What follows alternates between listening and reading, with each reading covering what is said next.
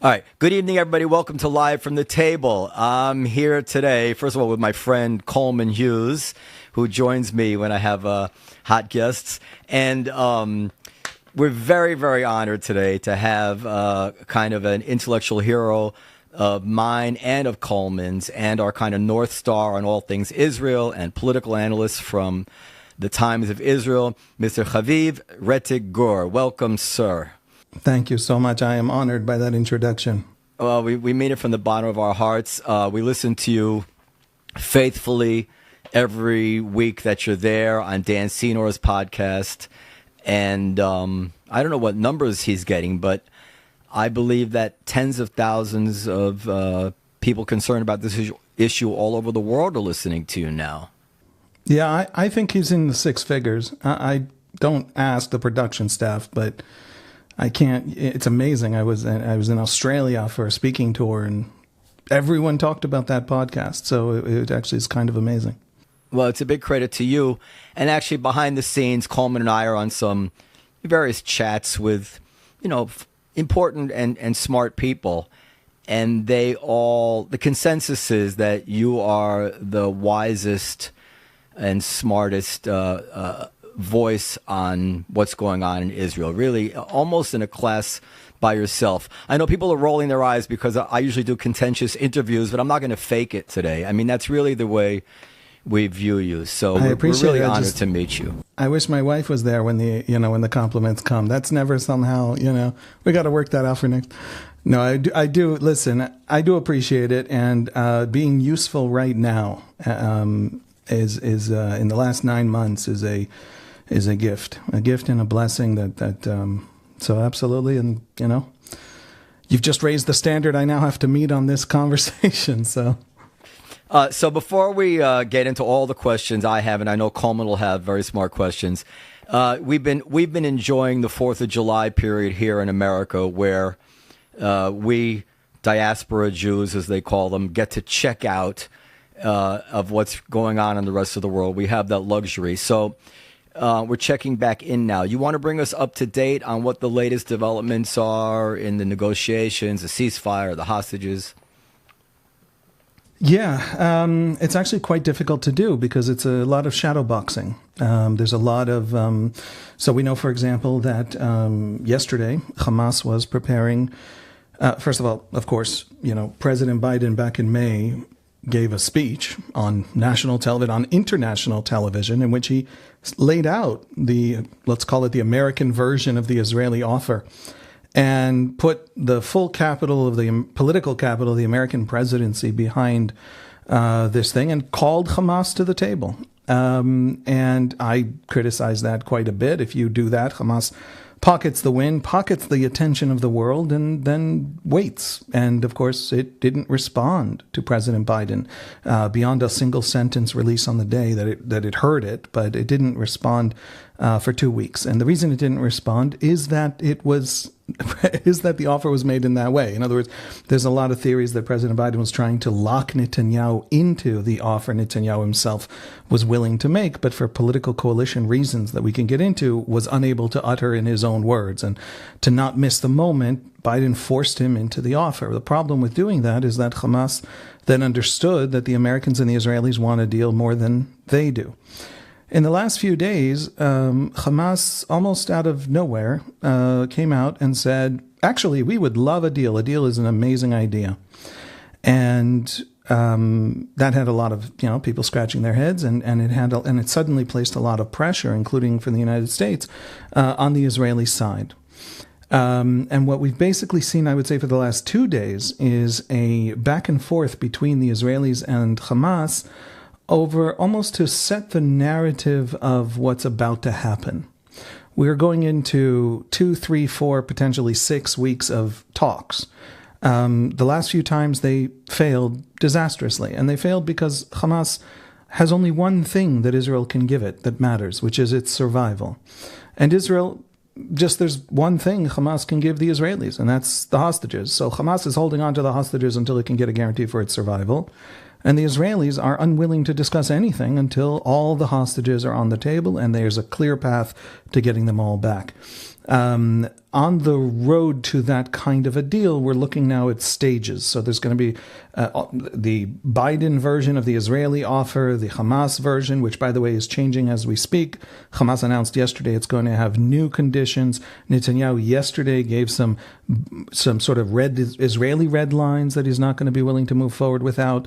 But it looks like we're going for a roughly, give or take, different numbers thrown around, 6-week first stage, 20 hostages released. It is not clear if they're all alive or if some of them are bodies. In theory, they're supposed to be humanitarian, which means the sick, the elderly, women, not soldiers, not young men, and 20 out of 120, or hopefully there's 60 alive. We know that at least 44 are confirmed dead of those 120. So maybe that's a third, maybe it's a quarter roughly of what's left. We are going now into a period in which there's going to be a lot of posturing and a lot of attempts by all sides to not be the one who made it fail, and some tiny, slim possibility that there is a path forward between all those raindrops toward some kind of a deal that at least achieves that first stage of 20 for an Israeli ceasefire. The very fundamental questions, right? Who does Israel release? On the Palestinian side, Hamas is demanding mass murderers out of Israel's prisons. What happened? How we begin the second stage is part of the preconditions for the first stage. The second stage is the stage where Hamas has already said in the first stage Israel has to completely leave Gaza. Israel said no, everything's been stuck.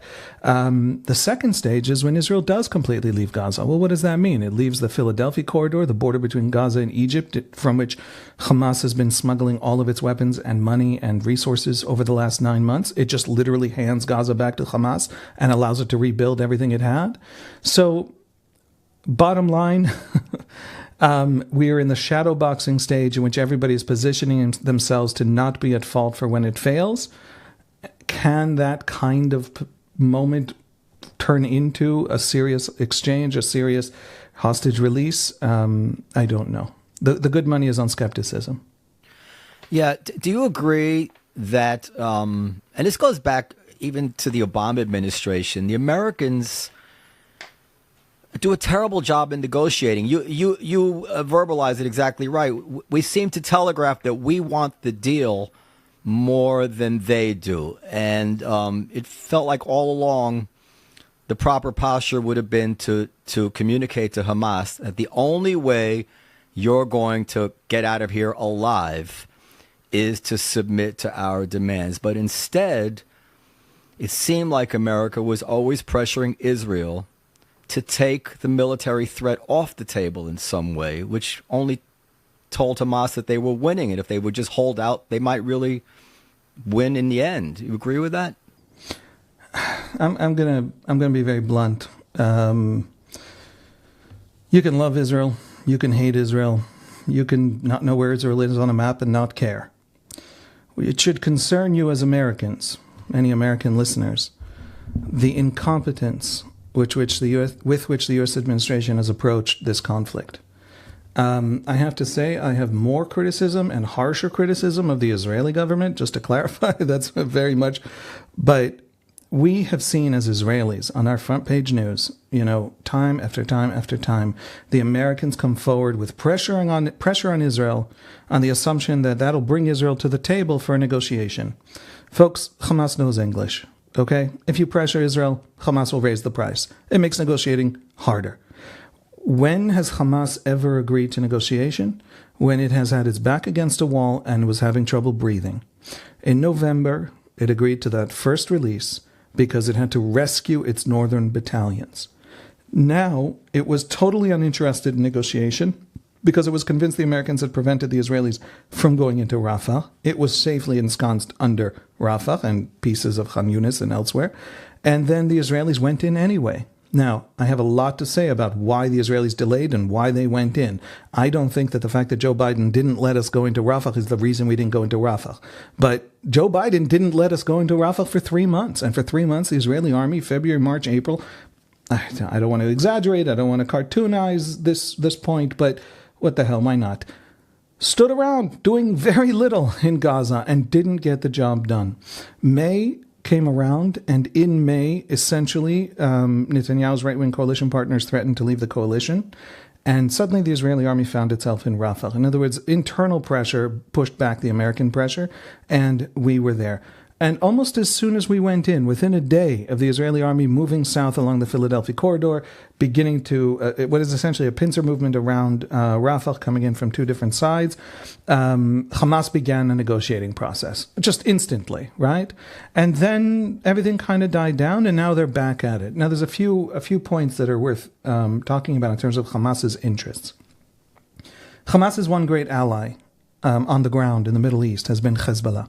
Hezbollah has been shelling Israel's north for 9 months. If a war comes in Lebanon, the whole world is going to be shocked and dismayed and startled, and is going to clutch its pearls until they break. But a third of the city of Metula is demolished. 10 different villages on the northern border are destroyed. They have to be rebuilt. And that's 9 months of shelling. Israel has been talking increasingly about a massive military operation in Lebanon. And Hamas's willingness to talk gives Hezbollah the excuse to climb down off that tree and avoid that larger war. So that's part of the timing. Part of the timing is Hamas itself. Philadelphia is taken by the Israelis. The tunnels there are being demolished pretty quickly. Today, the Egyptians, as part of an attempt to convince the Israelis they can leave the Gaza-Egypt border, have offered to set up a bunch of sensors, seismic sensors essentially, to detect tunnel digging and even movement in tunnels underneath that border to the Israelis. Now, no Israeli government can accept that. That is not a serious offer from the Egyptians. But the point is, everybody is beginning to understand that the real issue is choking Hamas. Hamas cannot thrive in Gaza because of this massive underground smuggling. So the administration, in constantly pressuring Israel, gave Hamas the breathing room to survive. It has done exactly the opposite of its goal. And we've seen it in tiny things. Your National Security Council and our National Security Council met 6-7 weeks ago, something like that. And at the meeting, the Americans argued that Israel can't go into Rafah because it'll take 4 months to move the civilians sheltering there. There's a huge number. That's 1 million people, maybe even more. And then when Israel actually went into Rafah in May, it took 12 days to move all of them. What the heck was 4 months about? What does that even mean? It's like, I like to imagine that in the National Security Council in Washington, there's like one big map on the wall of like Russia, Ukraine, and another big map on the wall of Israel, Gaza. And because the maps are the same size, the people sitting in the room don't maybe understand how small. Rafah is 5 square miles. It's not a 4-month operation. How do you account for that level of incompetence? I mean, you're talking about an order of magnitude, but basically, 10 times the estimate was 10 times what it took. And the Americans estimated there would be 10 times as many Israeli military dead at this point. Right. So again, if they get those things wrong, and those like that you can empirically prove were wrong, what can you extrapolate from that about everything they're saying? But I think to add to that, what explains specifically the naivete of Americans vis-a-vis the game theory of negotiation? It's so startlingly bad, America's capacity to negotiate in the Middle East, that I share with you the desperate desire for an explanation. Because I can't believe that these national security officials never bought a house. I can't believe they never negotiated a loan. I cannot believe they don't understand, right, that my 5-year-old daughter in her kindergarten negotiates properly in ways that this administration hasn't in the Middle East, and the frustration of that. I have my suspicions, but this is really getting way beyond anything I know, and both of you will know more about what happens in Washington. But as an outside observer, I think two things. One, when people like Petraeus and McMaster and John Spencer of West Point, when they talk, I learn. Mm-hmm. And they have explained to us Israelis some things about, that the Israeli army doesn't necessarily say out loud, because some of this is secret and some of this is analytical, and about some of the conduct of the war. Now, I'm very close to the war. I was myself in the infantry. I am very familiar with the tactics and strategies, and I have 2 brothers-in-law who were literally in the war, and I have learned from some of these genuine American experts on what is going on in that war. that's not the people who are actually in the administration making the analytical decisions and analyses and assessments. I suspect that a lot of it is that there is an addiction to theory. They come out of universities, they've read a bunch of books, and they have models based on other examples in history. We've heard a lot about other wars, a lot about Afghanistan, a lot about Iraq. And if that's, what is that old saying? If all you have is a hammer, everything's a nail, something like that, right? And so the idea that Hamas is a threat unlike anything anyone has ever faced. It is at its core basically a guerrilla military, right? There's this tunnel system. They're hiding. They want their own civilian deaths because that's their force multiplier. That's very similar to the Viet Cong in theory. It's not that dissimilar from ISIS and Mosul, Algeria, and the FLN in Algeria against the French. It's not that it doesn't rhyme with those conflicts. No one in the history of warfare has faced this scale of tunnels, this scale of a strategy of placing civilians in harm's way, by which I mean all of Gaza for 17 years was built into this battlefield. Hamas for 17 years built nothing else in Gaza and bent the entire economy of Gaza to what is essentially the single biggest thing Palestinians have ever built. These tunnels are, 500 miles? They're like 1.5 times the London Tube system. They're astonishing. And so at that scale, it's a different kind of war. And if all you've ever done is read a few books, Marines who walked through Fallujah in 2007 understand this battle in a way that the analysts at the National Security Council, I think, don't. So I'm going to pin it on that. Are there other cultural things, like they wish that Hamas, some of these officials, was, they don't want it to be winnable because so much of this current generation of American policy analysts have grown up on unwinnableness in war. I don't. That's a kind of cultural critique I suspect might have some connection to the truth, but I don't know the people enough to say it seriously. I'll add 3 things to it quickly. And the first thing is that we do have real incompetence there, as we saw with the way they pulled out of Afghanistan. There was really no way to sugarcoat that kind of debacle when they had everything within their own control to go on their own schedule. Number one. Number two, the way they handled the run-up to Ukraine, where they essentially told Putin, well, right this way, sir, as long as you don't mind some economic sanctions, go ahead and do what you will. They never really rattled any sabers at him. And number 3, if you, I should have prepared the quote. I have Robert Gates's, Obama's defense secretary and also Bush's defense secretary memoir. And in it, he discusses that Joe Biden, and he was very bothered by this, always was more concerned about the politics than the military strategy. In any kind of discussion about what America should or shouldn't do, Biden was always worried about what the political ramifications would be over and above all other concerns. And for him to write that and put it in a memoir is very profound to me. It means he really felt it. So, and that's what we're seeing, right? At least to some extent.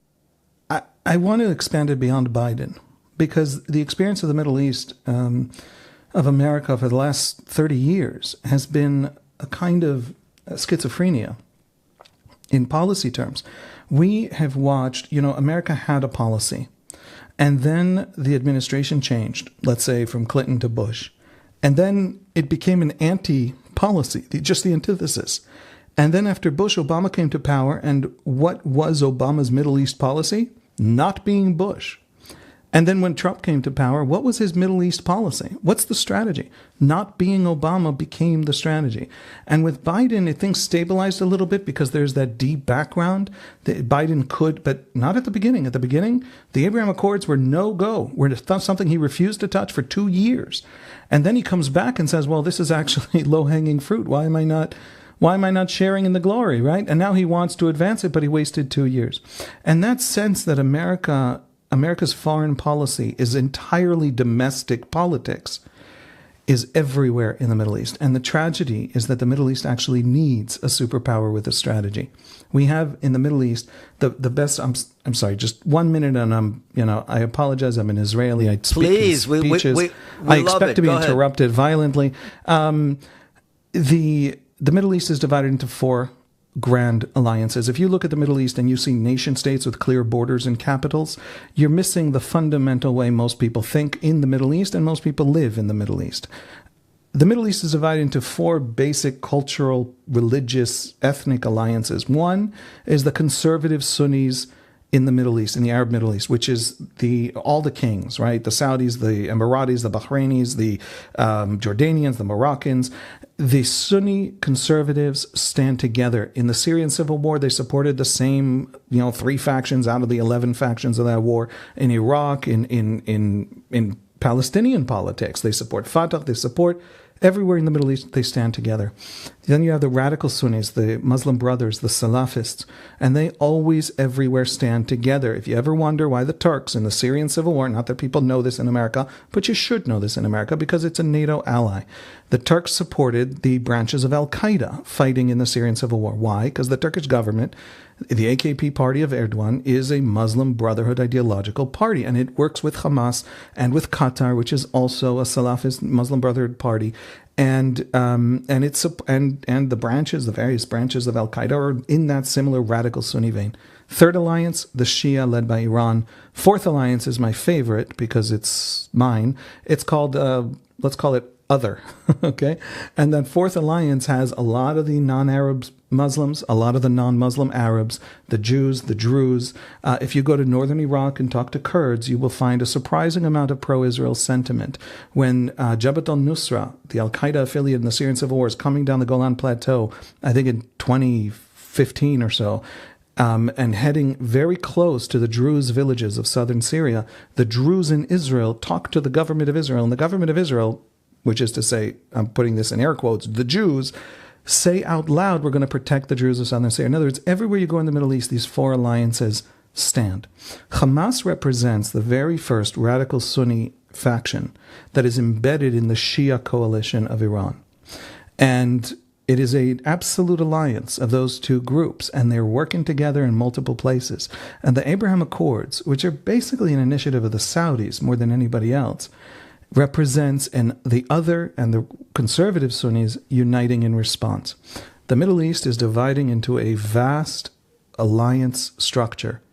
And in this moment, where so much is at stake and nations are being demolished, what the Iranian proxy in Yemen has done to Yemen in the last 10 years, no enemy of Yemen has ever done to Yemen. You cannot, even though you are trying, fix Lebanon at the rate that Hezbollah is demolishing Lebanon.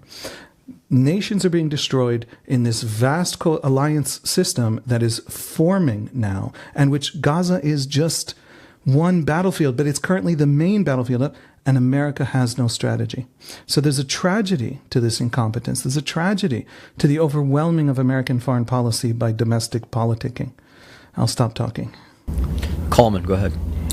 Okay, so one of the most common arguments made over here and in other places in Europe as well is that what Israel is doing is just creating more terrorists in the long run, with the bombing and the ground campaign as well. Recently, I read a book, a very good book on Japan before and after World War II, and it described the scene that General MacArthur met when he left Japan in 1950 or 51, whenever it was, that there were thousands of Japanese lined up and singing songs, singing odes to him essentially, and throwing flowers at him and so forth. And I thought to myself, what an incredible way to treat the general who is at least symbolically responsible for dropping 2 nuclear bombs on your country. And if it were true that the creation of more hatred was an inevitable result of a massive military campaign, why haven't we been dealing with Japanese terrorists for the past 70 years? As a counterpoint to this argument, but I'm curious, how do you think about the trade-off between creating more hatred in the long run and the current military campaign? I think it infantilizes Palestinians. I think that the argument is essentially that they are utterly reactive, just emotional people, and when they suffer, they lash out Why? Because if I was suffering, so goes the inherent logic and then just in this argument, wouldn't I lash out? Wouldn't I feel rage? If you were Hollywood, yeah, but in reality, that's not how this works. There's a tremendous amount of Palestinian anger at Hamas. There's also a tremendous amount in the very same polls that tells us this Palestinian anger. 70% of Palestinians don't want Hamas to be left standing at the end of this war in Gaza right now. Also, the vast majority of Palestinians are proud of October 7. Also, huge numbers of Palestinians buy into the fundamental religious narrative Hamas sells them, which is that their story isn't one of weakness and dispossession. Their story is one of being the vanguard of a grand Islamic resurgence from 400 years of weakness. All of these ideas and experiences and emotions and stories and are all the lens, layered on top of each other, are the lens through which Palestinians are seeing their current predicament and situation and understanding their suffering in Gaza. It isn't a situation where, oh my God, the Israelis are violent, now we must kill them. The problem, one of the great strategic problems Palestinians face is that their politics, their ideological elites, principally, but not only Hamas, have convinced the Israelis, not today, for 30 years, that every Israeli withdrawal will end in rivers of blood. And that comes from the Second Intifada, where the height of the peace process was shattered by 140 suicide bombings. Right? If you had in America today, I'm sorry, I'm going to step on people's feelings and get canceled, but what the heck? A Mexican immigrant walks into a non-alcoholic bar in St. Louis, Missouri. We have non-alcoholic bars. Those are bars for teenagers. And they detonate a shrapnel bomb that kills 24 kids. And then they explain it in a video in which they say, you know, Trump imprisoned children and then lost the children.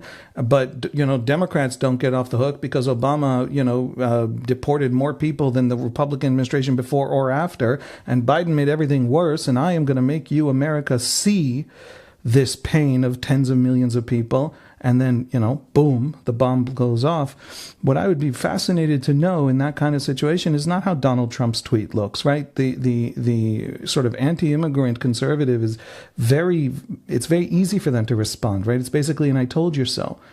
What's the progressive response to a moment like that, to that scale of violence coming from somebody whose video explaining their action, mass murder of children, whose video explaining the mass murder you agree with? What do you do then? And I suspect that at first some progressives would be saying things like, this is how bad it is. We should. This person did something horrifying. We condemn it, right? But shows us how terrible the situation is.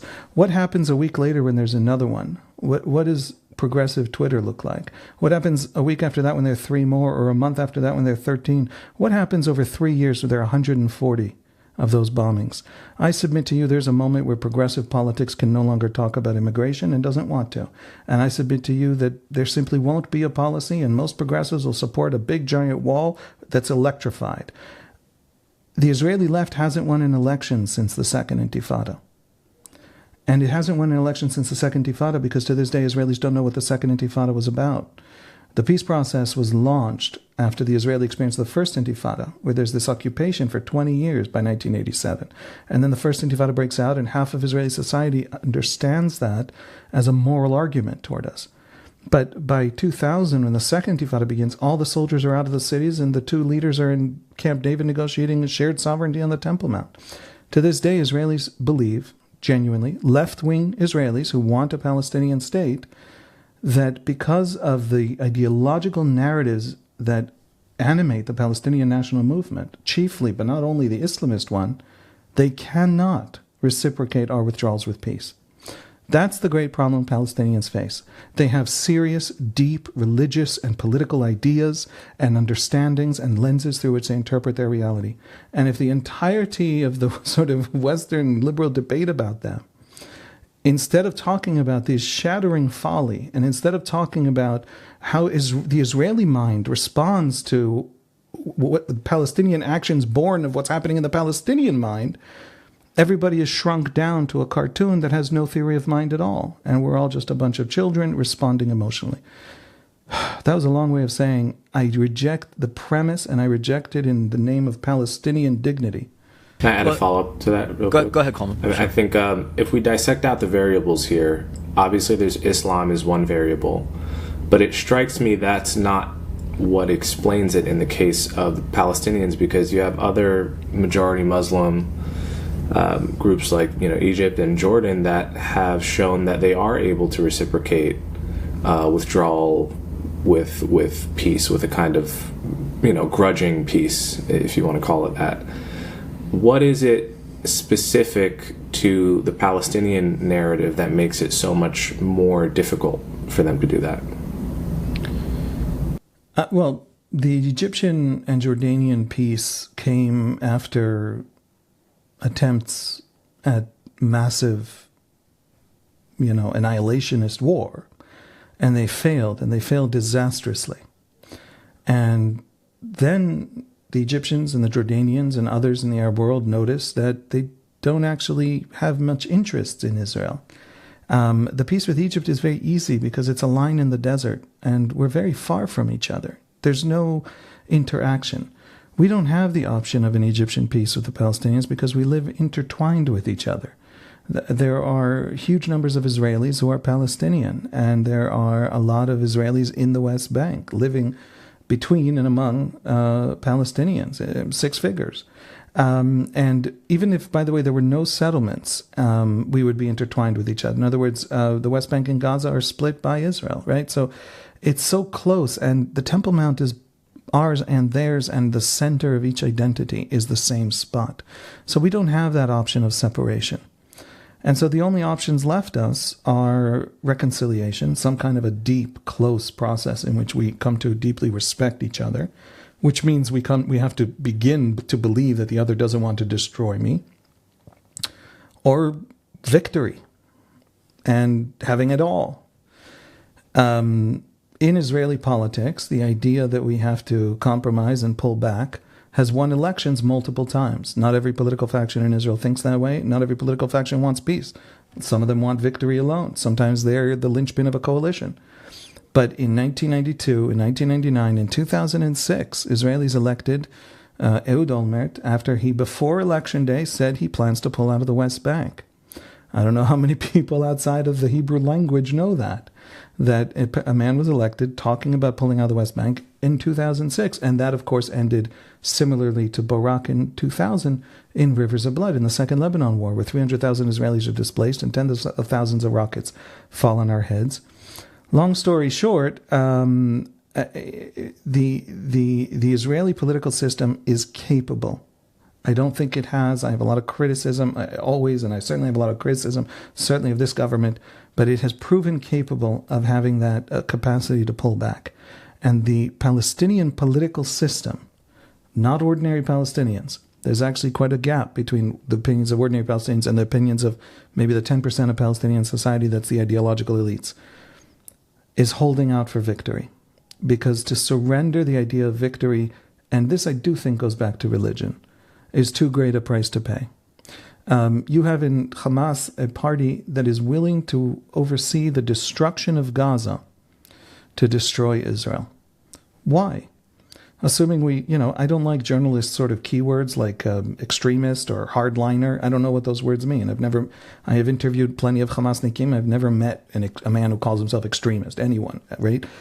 They have a theory, and it is a religious theory of redemption. And therefore, it is for that redemption, which isn't just of Palestinians, it's of Islam as a whole. It is worth the destruction of Gaza. That's a price they are willing to pay because they have this grand historical narrative. We're too close to just have a kind of avoidance like we have with Egypt and Jordan. And we're too much enamored with the concept, with the idea that compromise is just too costly and victory is still possible to actually be able to achieve the peace. I mean, you're describing a psychological puzzle, and it reminds me in a lot of these talks about the day after plan, and they compare it to Germany and Japan. At first, I superficially went for that, and then when I began to learn like a little bit about Adenauer in Germany, I read Kissinger's book, and he talked about how the Germans rediscovered their Christian roots and forgiveness and all these nice Western cultural values that allowed them to redirect themselves. And I said, well, actually, I don't know if the Palestinians have such things to fall back on. They define themselves as the struggle against Israel, and I don't know enough about Islam to have a firm opinion about it, but I hear experts talking about it, and it doesn't seem like they have those same themes. So anyway, I know you've thought deeply about this. What moves should Israel make, playing the long game, to try to melt this psychology so that your grandchildren maybe can live in peace with the Palestinians? How do you get started? Before that, can I rush to the defense of Islam, and in fact of Palestinian Islam, and in fact of radical Salafi Palestinian Islam? Please do, please. We have inside the world of Palestinian Islam, which is different from Malaysian Islam. It's a different mental and cultural universe, even if it shares sort of some basic theology, we'll call it, and texts. We have both sides in a stark way to that equation. In other words, there is an Islam that they can reach out to, a set of ideas and interpretations of history that they can reach out to and build a different path. And we have it in a political party called Ra'am. The Ra'am political party within Israel, among Israeli Arabs who have many layered identities, one of them is Palestinian, of course, is a party that was born out of the same Muslim Brotherhood ideological world as Hamas. And in the 1980s, its founder, the founder of the Islamic Movement of Israel, which is the ideological counterpart to Hamas within Israel, a guy named Nimir Darwish, is a supporter of exactly Hamas's line. This is, I think, 1983-4. This is just before the founding of Hamas in 87. And he supports violent terrorism. And he actually gets arrested by the Israelis. And he spends a couple of years in an Israeli prison for planning a terror attack. And he gets out and he flips to, within this world of Salafism, this restorationist Islam of return to the old piety that will bring us back as powerful agents in history. Within that whole intellectual world, there are pacifist, essentially, options. And he turns to that pacifist option. And when he does so, the Islamic Movement of Israel, which he founded, splits in two. The northern branch sticks with the Hamas line. Its head, Raed Salah, actually gets arrested, and they supports terrorism over the years, and it's now illegal in Israel. Its southern branch, whose most of its constituency is the Bedouin community of the south, which also some sections of it serve in the Israeli army. It becomes a basically pacifist. It's a little more complex in Islam what pacifism is, but basically a pacifist movement of integration into Israeli society. There are religious leaders belonging to the Ra'am party. The Ra'am party, by the way, is headed by a guy named Mansour Abbas, who was a student of Nimir Darwish and comes from that more peaceful camp of the Muslim Brothers. Some of the religious leaders of the Ra'am political party have issued a Muslim religious ruling, a halachic ruling for Jews, in which, just to truly cartoonishly simplistic, but just to explain what the ruling was, because it was shocking and goes to exactly what Islam, what Hamas is and how Palestinian Islam works. Within this Sharia law, there's about 95% of Sharia law that is how Muslims should behave inside Islam, and maybe 5% how Muslims should behave outside Islam, in the lands of the Christians, in the lands of the Hindus, whatever.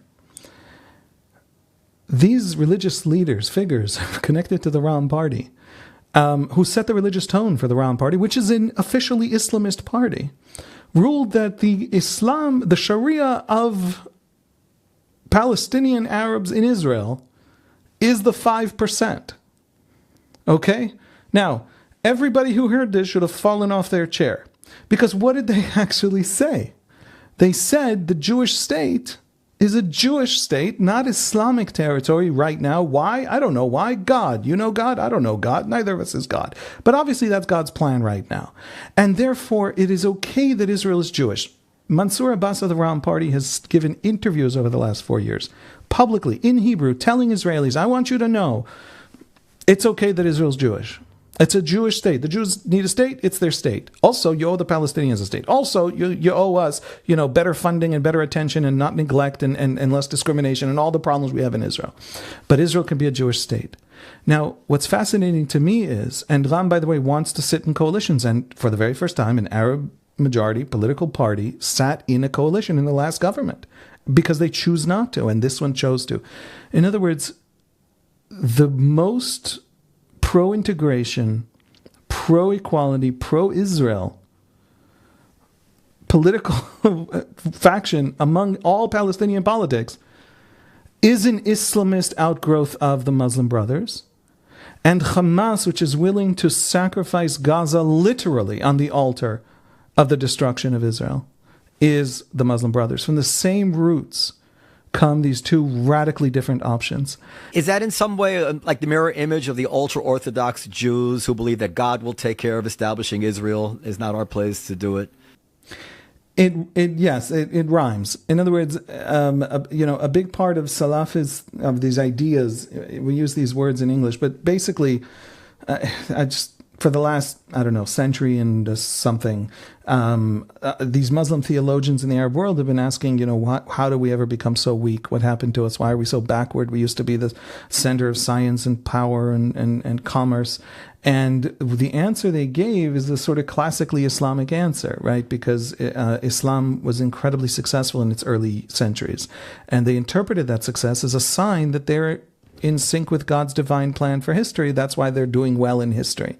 And so if the last 300, 400 years Islam is falling behind, they're no longer in sync with God's plan. The problem is essentially piety.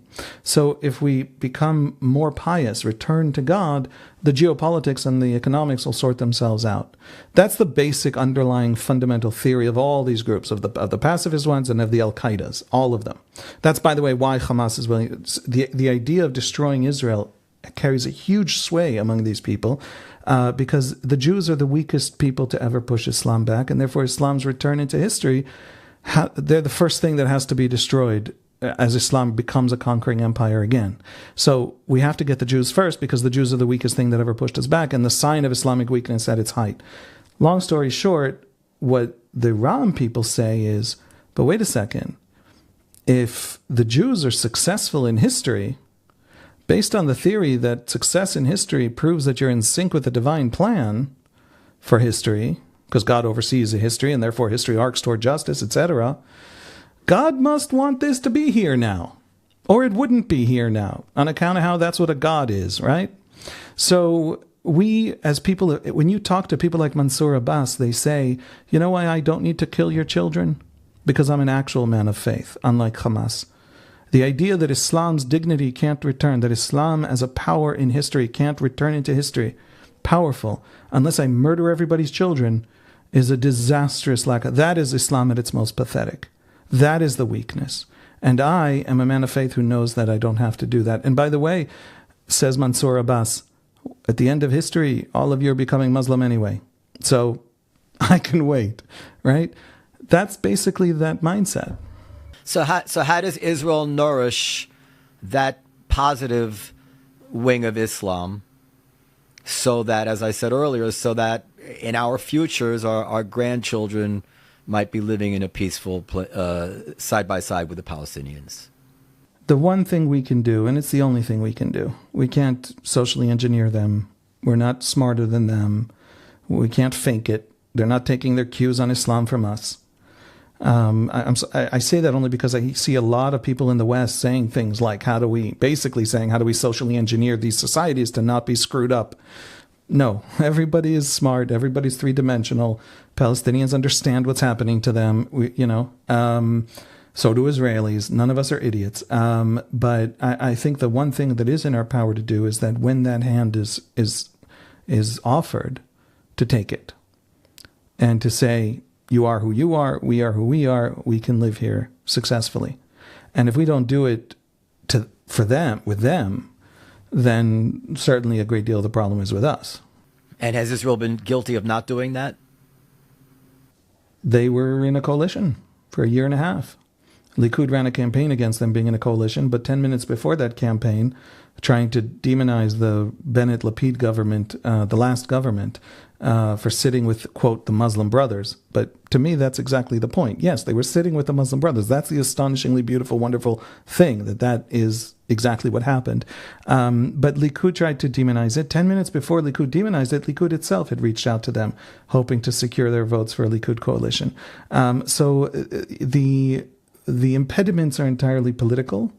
And I think, hopefully I'm not being too optimistic, but there is a future Palestinian Islam that is Hamas and what I just believe to be self-destruction for Palestinian society. And there's a future Palestinian Islam born from deep within Palestinian society and culture and language and religion, and without any help from Israel and any even community. Most Israelis don't have any idea why Ram suddenly became pro-Israel. What a weird development. Ram, the Islamist party among Israelis. By the way, in the last 4 years since they've been talking that way, they've also become the biggest political party of the Arab community in Israel.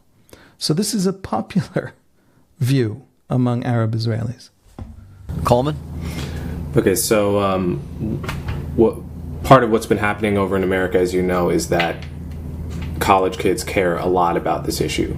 Among all the wars that are going on and have gone on, I graduated from Columbia 4 years ago, and I have a pretty good finger on the pulse of what kids are like and what they care about and what they believe and why. And my view is that intersectionality is the reigning philosophy when kids at a place like Columbia think about right and wrong in the world. And it basically goes white, bad, black, or of color, good, male, bad, female, good, and on and on and on.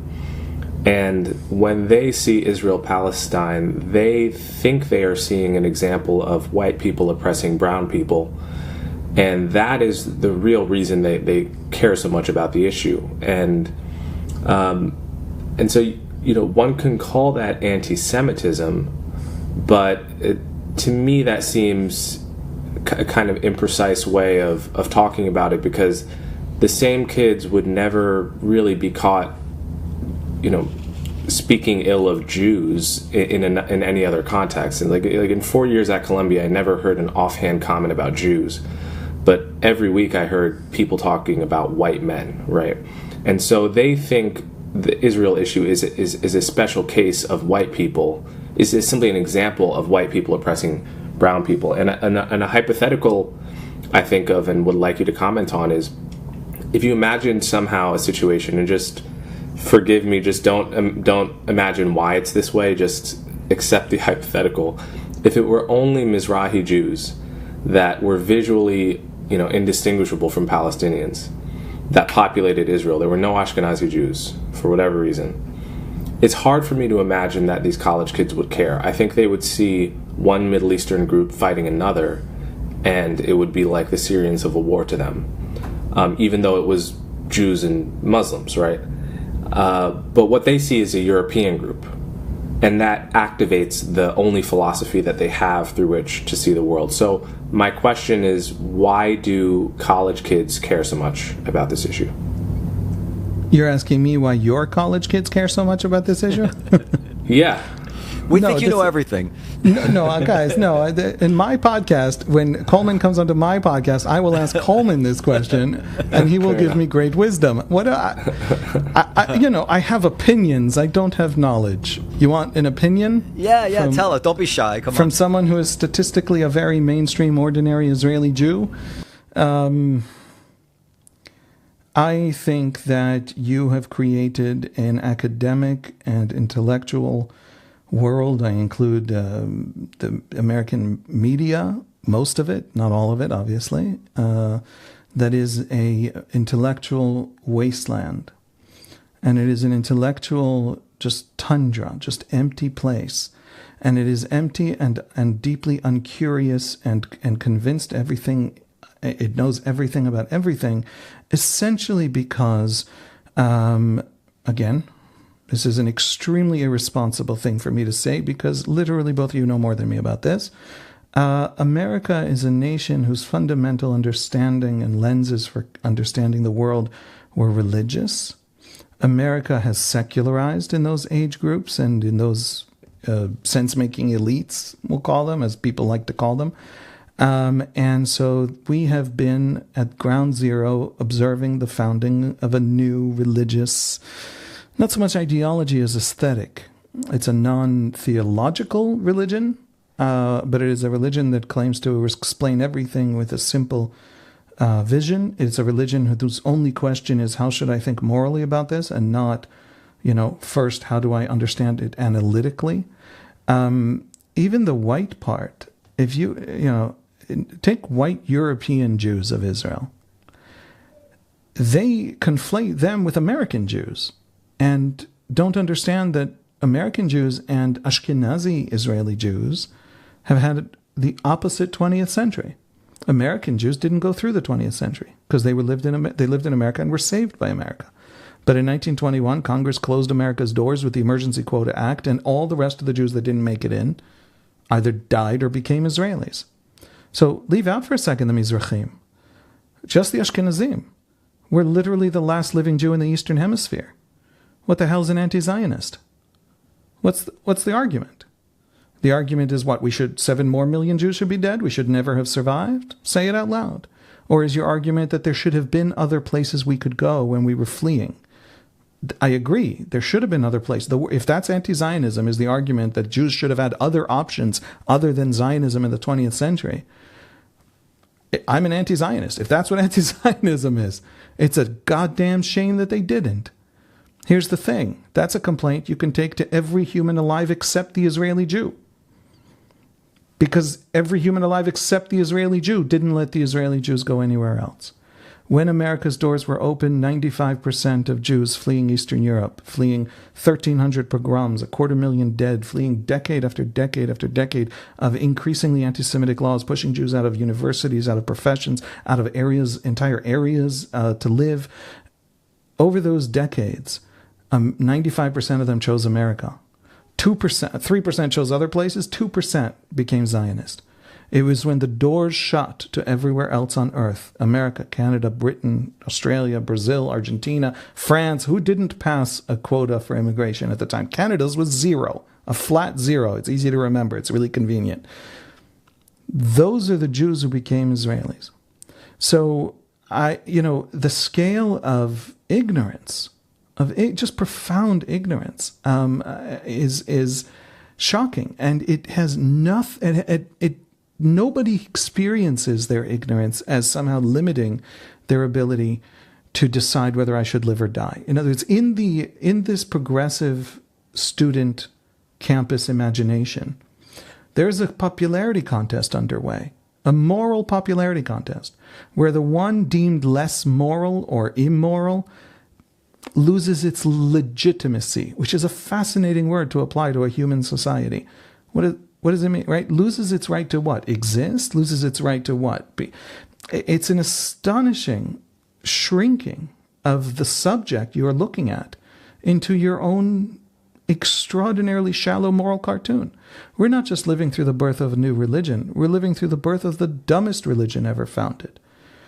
Judaism, Christianity, and Islam, when they were founded, went through processes of others and interpreting the world and understanding these kinds of moral equations, and they did it in 1,000 times more sophisticated and humane ways than this incredible ignorance that has just overwhelmed your campuses. I was on a bunch of campuses over the last 9 months on speaking tours, and I sometimes got to speak to protesters. Harvard Law, there was a really fun little protest in the middle of my talk. I enjoyed it very much. The last thing you want to be is the Israeli speaker on college campuses that doesn't get a protest anywhere, right? Because then, you're a nobody. And in my conversations with these protesters, what astonished me wasn't that they have strong opinions. The fact is, you should be worried about this war. You should be worried about all the wars. There are thousands of dead kids in Gaza. The numbers Hamas gives are totally made up. They pull them out of whole cloth. They just completely, they don't even pretend to count. But even the best case Israeli numbers The best case for Israel, the lowest possible death toll for Israel in this moral popularity contest, we're talking about 4,000 dead kids. In other words, there's no question that Gaza should be on the agenda. And it should be moral, and you should be skeptical, and you should come to Israel with demands. But they're amazingly uncurious people who are doing this. I come to them and I say to them, my complaint to you isn't that you're anti-Israel. I had this conversation with some New York Times people. It's that you're uncurious. Right? The part of Hamas that crossed the border on October 7 was trained, funded, and prepared for October 7 by Iran. Iran is a country that has no border with Israel and absolutely no interest in Israel. So why is it spending a double-digit percentage of its GDP on destroying Israel? Just as an analytical diagnostic question, explain. What? It's a huge thing happening in the world. Why is it happening? There is no curiosity, not among the students, not among the sense-making elites, not among the professors. It's an entire society built out, pretending to care about knowledge, but sacrificing that knowledge for moral uniformity, conformity, purity. I don't know what to call it. So I am much worse than, angry. I have written them off entirely. All of these students and all of their screaming, they're not curious about why Hamas would spend 17 years building those tunnels and why Hamas isn't more worried about Gazan civilian deaths than the Israelis. And why, Egypt, when we took the Philadelphia corridor, the Egyptian high command was very upset because a lot of the corrupt money that comes through Gaza from the Qataris gets to the Egyptian officers, and they didn't want us to stop their smuggling operations to Hamas. And so, they joined the genocide case of South Africa at the ICJ. Egypt didn't think there was a genocide until it was costing Egyptian officials cash. Then they thought there was a genocide. B, they shut down the Rafah border crossing to aid at a time when it was the main aid crossing. In other words, in the view of the Arab world, and nobody cared in the Middle East, to everyone this made sense, you punish Palestinians by limiting aid as a way of punishing these. How do you punish Israelis? By punishing Palestinians. Nobody is curious about these dynamics. Now, we might be monsters, okay? I constantly complain in Hebrew about Israel, where it matters. It doesn't so much matter in English. There's plenty of people doing it. But the uncuriosity to me is the heart of the matter. And so this isn't, your academia is no longer academic on these questions. It's no longer an academia. It's doing something else. There's some other function.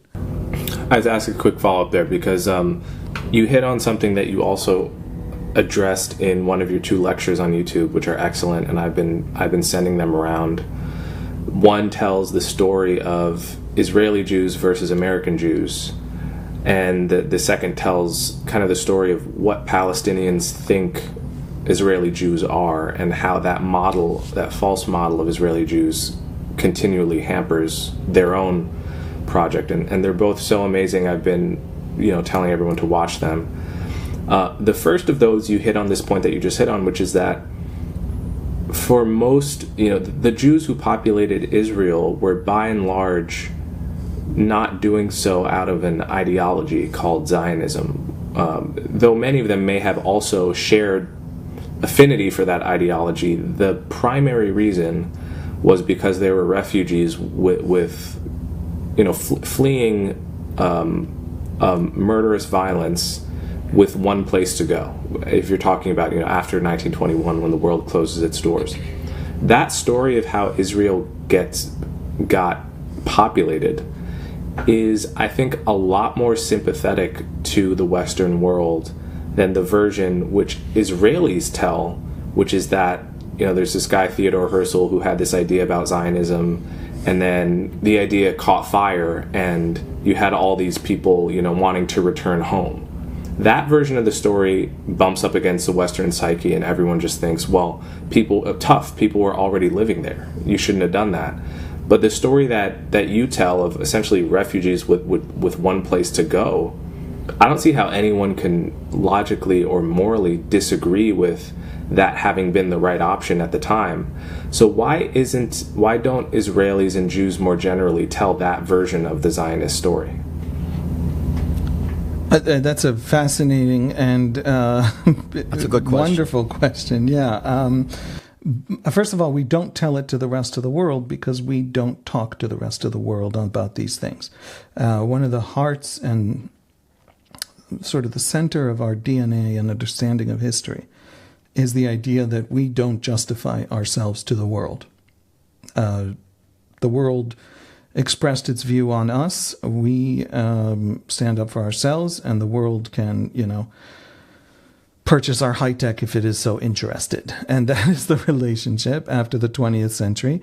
We don't justify ourselves because in the mind of that is watching us, that is observing us, that is making demands of us, we're a moral cartoon serving the needs of the cartoonist. And that is not a fight you can win. You can't walk into the anti-Semite's moral cartoon or, frankly, the progressive liberal gaze on us, which is just as dehumanizing and shrinking of our entire experience into these tiny little moral cubbyholes. And you can't win that debate. You cannot not be what they want you to be in their story of themselves. In the end, these are moral stories of themselves. And so you don't. So the general Israeli view is, this, by the way, this creates a real cultural incapacity to explain ourselves seriously. And you see it everywhere. I mean, you see it in Israelis being literally having trouble on CNN explaining, whether or not Israel is right or wrong, because the feeling that you're justifying is something that is antithetical to their basic cultural identity. It's why the Israeli government has established a public diplomacy ministry 5 times. And the last time it closed the public diplomacy ministry was, I think, October 16 or October 18. The public diplomacy minister of Israel got up on national television. She was a Likud appointee to the Knesset of Netanyahu. She's an ally of Netanyahu. And she said, obviously, this is a fake thing, public diplomacy. That's definitely not a thing. We all know that. And it was a ministry set up to make coalition negotiations a little easier by having a few more prizes to hand out. And in peacetime, that's fine. But I'm an Israeli patriot, she said, and in wartime, I will not waste public funds on a fake ministry. And so she resigned and she shut down her ministry on national television. And to me, that's astonishing, because what's even more astonishing is nobody in the government blinked. There is nobody in the Israeli government responsible for public diplomacy in any way, responsible for synergizing different branches. And everyone speaks their own mind. Every ministry is a different political faction, and Israel doesn't tell its story, and it congenitally is incapable of telling its story, and even imagining that it can. Now, the biggest drink company in Israel is Coca-Cola. Coca-Cola Israel's marketing department is brilliant. It can hack the human brainstem like Coca-Cola everywhere. It's not that the Israelis are incapable of marketing, of telling stories, of building out, of selling ideas. It's that they can't do it for themselves because we don't justify ourselves. So the first point is cultural. The second point is, and this I think is the heart of it, elites. Elites are a huge problem everywhere. The real story of the founding of Israel is a social history of millions of desperate people. The elite stories there's a dozen of them, and they're all something else. So if you, for example, take Zionism, the word Zionism, right? If it has an adjective, it's fake. And what do I mean by fake? I mean my favorite people. I mean my parents and parents-in-law and wife all believe in one version of Zionism that I consider fake. They're okay with this. We've had these debates. I'm not throwing them under the bus or anything. But if you meet someone who's a religious Zionist, or you meet someone who's a liberal Zionist, or you meet someone who's a cultural Zionist, or a socialist Zionist, or a British aristocratic Zionist, there used to be those kinds. All these different Zionisms that have an adjective are different elites attempting to interpret the actual lived social history, the lived historical experience of millions of refugees. And so elites tell stories, and usually they're self-serving stories. And so all the versions of Zionism that get books written about them by elites are those versions of Zionism. So if you have a Peter Beinart who writes about his heart is torn asunder because the American liberal dream of Israel turns out to not be the perfect model society that they imagined it was in the 60s, well, that's an elite, waking up to something not being convenient for a new generation of the same damn elite. None of it was real, not then, not now. And that's my personal view, why we don't tell that story, because too many elites are telling that story. The fact is, there is nothing else you should learn about Israel other than that refugee experience. And from that refugee experience, you can start to learn other things. For example, you want to talk about the Nakba. I'm doing all the talking. I apologize. My wife laughs at me that this is what happens when I meet polite people. On college campuses, there's this discourse about the Nakba, the disaster that is the 1948 displacement of Palestinians, that is the Palestinians, sort of the founding anchor of their story. And I want to talk about the Nakba because what Palestinians think will profoundly shape the future of my children. What college campus kids think in America won't. And so I want to talk about the Nakba more than they do. Here's the problem. The total death toll of the Nakba is about 8,000 dead, which is a tragedy and it's terrible. It's also the 1940s, with respect. The Palestinian official number is something like 13,000. Western historians generally count it something like 8,000. This is a tragedy and it's important, and the displacement is bigger than the death toll. But who are the soldiers of the IDF in 1948? The soldiers of the IDF are not just survivors. They're not just the children of these refugees. A quarter of the soldiers of the IDF in 1948 are DPs. Who are DPs? DPs are people liberated from the camps, from Buchenwald and Dachau and Auschwitz and Bergen-Belsen and all the rest, and a year after the war are still on German soil in camps, and this time patrolled by the American and British armies. And Truman begs Congress to let down the quotas. There are no more 10 million East European Jews who could flood America's shores. There's this tiny, shrunken remnant suffering typhoid epidemics in the wake of the war after liberation. It's nothing. It's not even 250,000 people. And Congress won't let them in. And 40 governments come to the DP camps. It's in the framework of the International Refugee Organization in 1946. And they interview all the DPs to take them and give them jobs, essentially. And they take all the 400,000 Nazi collaborators from the Baltics, and they take all the Polish Catholics, something like 750,000 DPs in the immediate aftermath of the war, that they all take, and they all get naturalization, they all get citizenship out there in the West. And by 1946, the end of the year, all the 250,000 DPs left, every last one is a Jew. And there's one thing those Jews know. Now that the world has seen Auschwitz, we still have nowhere to go. Those DPs are a quarter of the IDF in 1948. They don't know anything, but they know one thing. If they don't have this place, they don't have any place. Now, if we're talking about the social history of that event, I am absolutely sure my country has done things wrong. And if I were to tell you, Noam and Coleman, that your country has done things wrong, you would not fall off a chair. That is not a shock to you. I'm an actual Israeli. I'm not engaged in the moral popularity contest. I think that's kind of a pathetic thing to be running in your head about the rest of the world. But if you don't know the basic social history of real people and their lived experience of the millions, you will not understand anything happening. There's even polls of these people, of the Israelis of 1948, about the fleeing Palestinian refugees. And these polls by the Haganah, Derek Penzlar of Harvard put me onto these polls. I didn't know about them before. This is not knowledge that is impossible to acquire. We just have to put it together. There was a lot of sympathy. And also the one crystal clear understanding that we need this place or we die.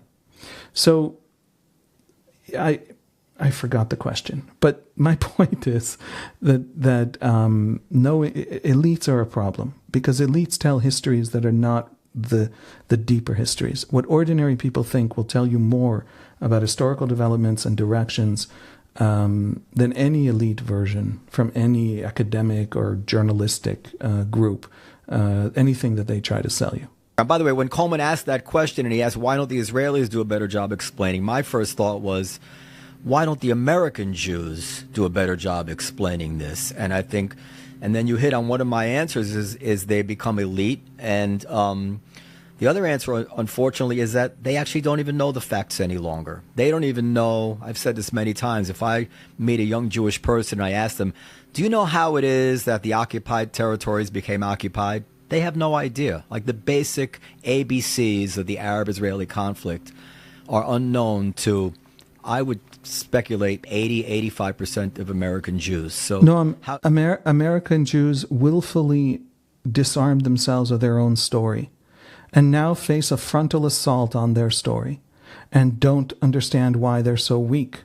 The 1,300 pogroms that drove millions of penniless Jews with nothing but the shirts on their backs to New York Harbor over the course of the last 20 years of the 19th century and first 20 years of the 20th are the story of American Jewry coming into being. And the only thing left in American Jewish memory of that experience of the hundreds of thousands of dead and the millions of fleeing is Fiddler. There's nothing left. You know, it just occurred to me the first time, Coleman will like this. You know how it's become very, very important for black people, and then liberal people agree with this argument. You need to know your history. We need to teach black people their history. If you don't know your history, you don't know anything. And Jews don't know their history much more profoundly than blacks don't know their history. American Jews have no idea of, and it's recent history, and they don't know it. It's their grandparents' history. And my grandparents, they don't know anything about it. And from that, they have no basis to defend themselves. So they're vulnerable to the arguments, emotional arguments of the other side. Then they lose their nerve. They see Israel as not really a real country. And all the kind of arguments, well, how would you expect America to react in the same situation? These don't really move them because America's a real country. Israel, in their mind, somehow is not. So it's apples and oranges to them. All right, just a few quick things.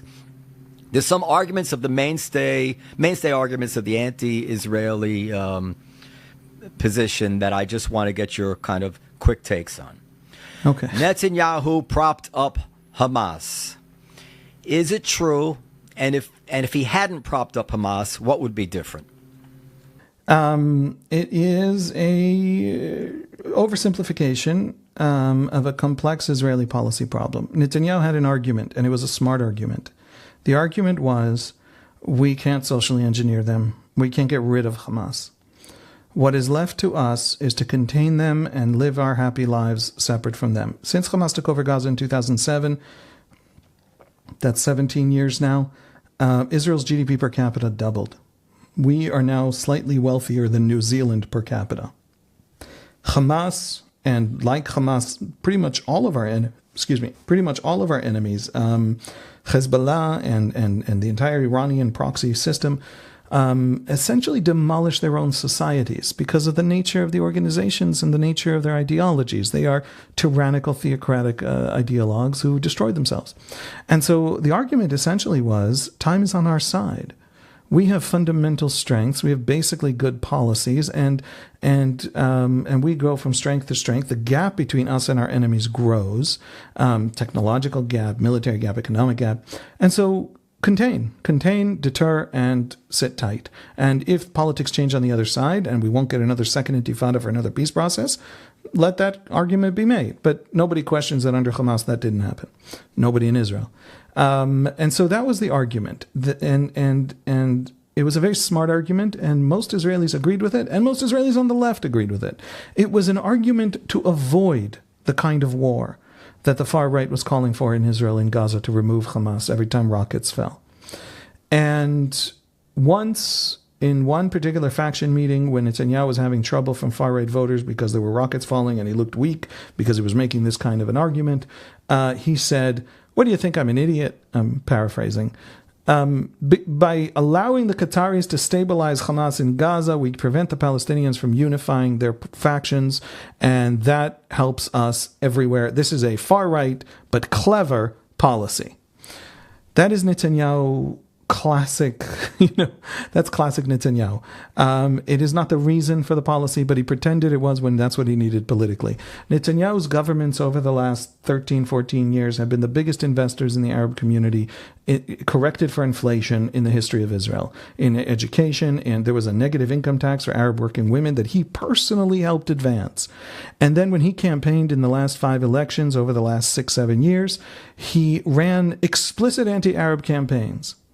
Now, there's a debate in Israel. Is he racist, or is he pretending to be racist for politics? I fall profoundly on the side of he's pretending to be anti-Arab for politics, because in hard policy he wasn't, ever, until he needed to be to scrape out the last 2% on the right, because it was such a narrow race.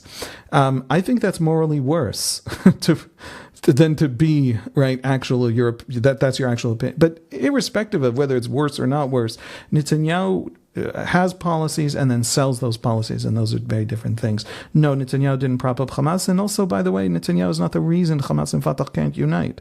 Fatah is the conservative Sunni faction of Palestine. Hamas is the radical Salafist Sunni faction of Palestine. One gets all the support of one half of the Arab Sunni world, and one gets all the support of the other half. And, ne'er the twain shall meet. Literally, all of their patronage and all of their money and all of their support on the world stage comes from opposed halves in the great Middle Eastern civil war. So they can't unite because of such vast, vast pressures that have nothing to do with Netanyahu. Ami Ayalon has said, if we shall not end the occupation, we shall not have security. And if we shall not end this occupation, we shall not have democracy. Is he right? And if he is right, what are his policy recommendations? Yeah, I mean, in the West Bank, Palestinians do not live in democracy. Israel is a democracy. Democracies can do undemocratic things. Democracies can have undemocratic spaces. Democracies can have failures. Democracies can have deeply confused traps that they don't know how to get out of. That is not unique to Israel. That is, a lot of brilliant Americans have argued essentially this argument that there is a lot wrong with America, but there is a lot right with America that can fix over time what is wrong with America. I don't think there's a democracy in the West Bank for Palestinians, obviously. But will that destroy Israeli democracy? I don't know how to, I don't understand how the process would work. That was an argument I used to think was very serious, and I used to think we really need to worry about. And then I grew to really be quite skeptical of how left-wing Israeli elites think about Israeli democracy. Because of a debate that we're having about the Supreme Court over the last few years that's irrelevant now. But the point is, I don't think Israeli democracy will fall because of the West Bank occupation. I don't think Israel will fall because of the West Bank occupation. What I do think is the Israeli left, shattered by the Second Intifada, no longer really able to explain to us the end of your question. How? What? What do I do? I am asked by, for example, Columbia University activist students, by the way, driven to that argument by Palestinian elites at Columbia. In other words, Palestinian diaspora elites like Rashid Khalidi or Noura Erikat, or, this is a Palestinian construct in some ways, at least an elite one of a particular Palestinian elite. I am told that if I don't pull out of the West Bank, they're going to squeeze me and pressure me and make me ostracized and sad. And Hamas tells me that everywhere I pull out of, they're going to murder my children from that place. Watch me. Now, they don't understand, because of the profound ignorance that underlies this movement and the dehumanizing shrinking of me into this cartoon, that they're debating each other in my head. And Hamas is louder. So what do I do, and how do I... If the West Bank shrinks me down to 9 miles wide in the middle of the country. The West Bank, I can, with a weapon you can carry on your shoulder, not even a heavy one, an 88 millimeter mortar, for example. You can shut down my one international airport and most of my major cities, and then walk away on foot. The West Bank is a spectacular danger for Israel. It is the highlands overlooking the entire coastal plain where the vast majority of Israelis live. I can pull out of the West Bank if it is safe. Nobody knows how to make it safe. I have had at least 2 elections where Israelis knowingly have voted for it. And it ended in terrible, terrible bloodshed. So what Israelis, and again, what I just described is the Israeli historical experience of the mainstream of Israeli Jews. There are other experiences, other interpretations among Jews, among Arabs. You don't have to agree with that. This is objective history that I just delivered. But it is what most Israeli Jews think happened to them. And if you don't address that, you're not going to make a dent for Palestinians. I need to know how. Ami Ayalon's morals are in the right place. His patriotism is unquestionable. He's the former head of the Navy and of the Shabak, and he's a very great Israeli. He knows more about the West Bank and the Middle East than I do. He refuses, and he knows the dark side of Israeli behavior too, which I think weighs on him in some way. I agree completely, and it should weigh on us. We're Israelis, and we make terrible mistakes sometimes. But he needs to tell us how, because if he doesn't tell us how, he's not explaining to us how he's not making the dent he thinks he's making. Last one. You have one more. We don't want to keep it. We might have to have the trump card that the anti-Israeli people have is the settlement issue. I don't know what to answer when it comes to the settlements. I'm embarrassed by the settlements, given what I know about them. What do you answer to people when they throw the settlements at Israel? I mean, I don't want to take away people's judgment. What they think, they think. I can tell you what most Israelis think. Most Israelis distinguish between several different kinds of settlements. And two of the, let's say, three kinds are not an obstacle to peace, and the Israelis don't care about them. The vast majority of settlers live within 3,000 to 5,000 feet of the Green Line. I mean, the two biggest settlements, there are, let's say, 130 settlements. These things, that's the way they're kind of counted. Out of those 130, exactly two of them contain a quarter of all Israelis living over the Green Line. And they're both vast and incredibly young Haredi, ultra-Orthodox cities. And they're both within 2,000 feet of the Green Line.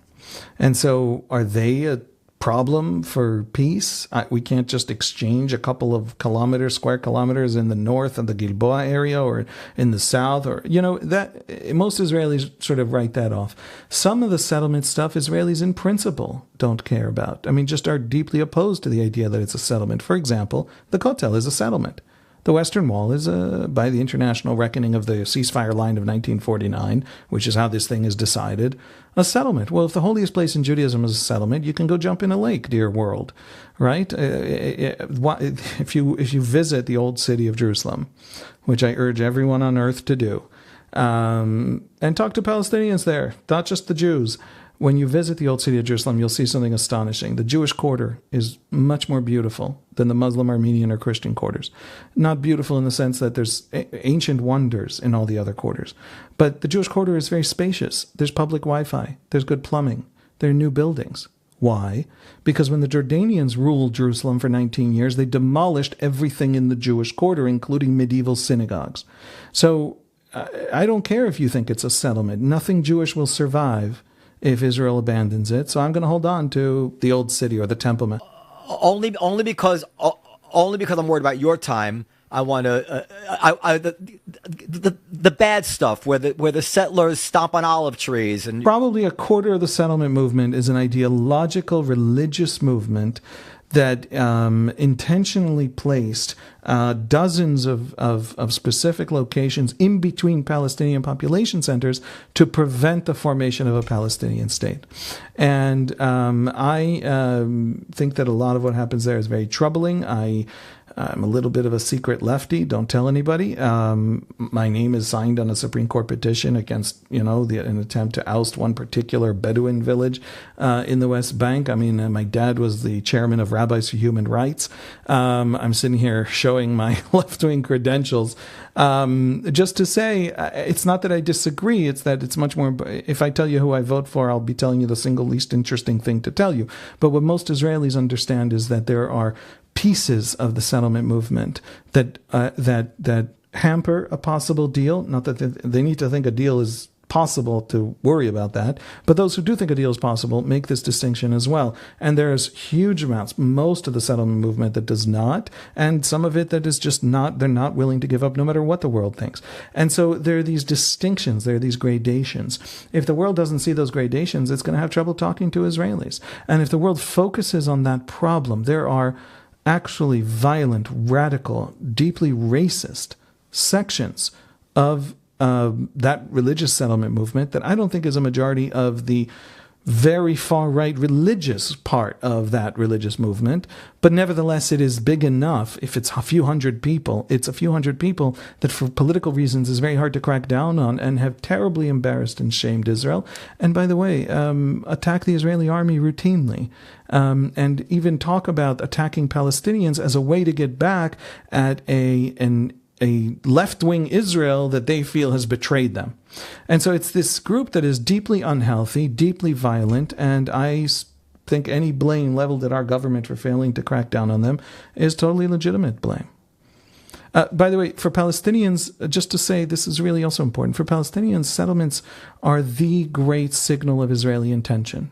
In other words, we Israelis have been sort of testing Palestinian intentions for 30 years and concluded that they don't intend us well and can't sign a peace deal.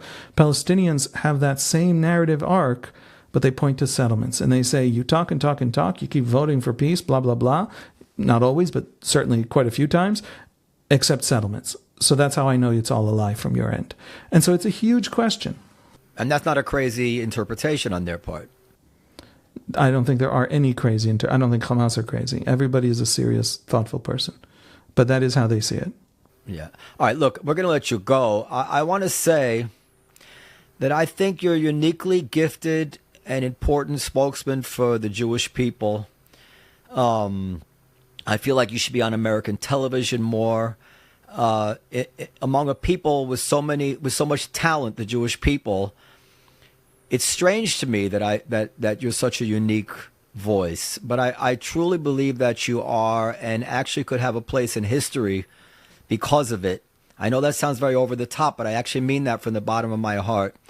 And I hope we get a chance to speak to you again. And I hope that more and more people are able to hear you in whatever ways you can get your voice out there. And I know Coleman agrees. So we want to thank you very, very much. If you want to say any other final words, Coleman, as a non-Jew to this, you have a unique perspective. No, you're incredible. Keep doing what you're doing. I think you should turn your conversations with Dan into a book that can become a kind of a week-by-week chronicle of this war for posterity.